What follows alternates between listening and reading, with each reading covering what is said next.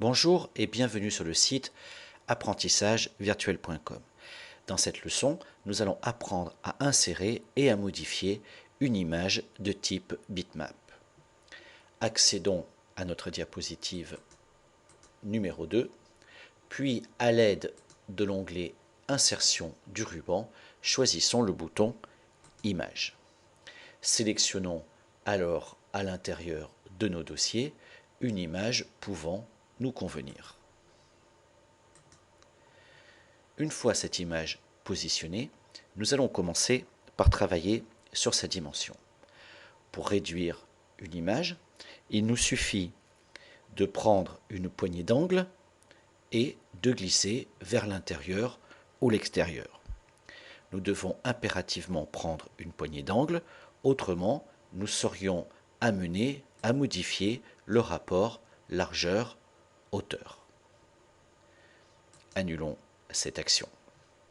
Si vous désirez modifier la taille de l'image en conservant la position centrale de cette image, alors il sera préférable de réduire ou d'agrandir votre image en maintenant la touche CTRL du clavier enfoncée.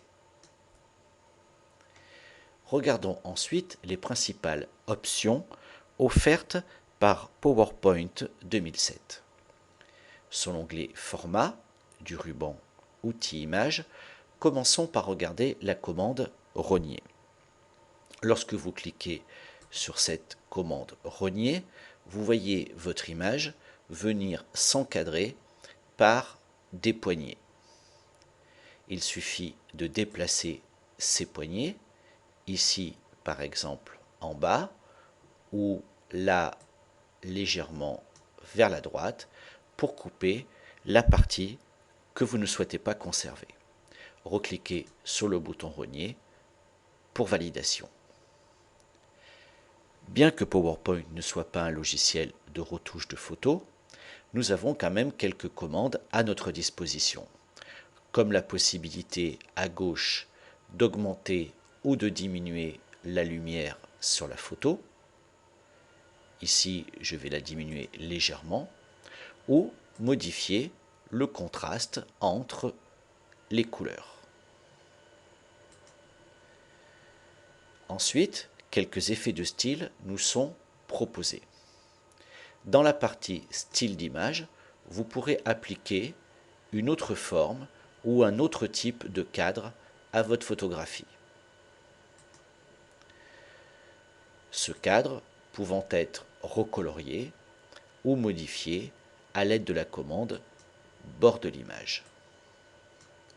Ensuite, avec le bouton Effets des images, vous pourrez appliquer quelques effets complémentaires sur votre image.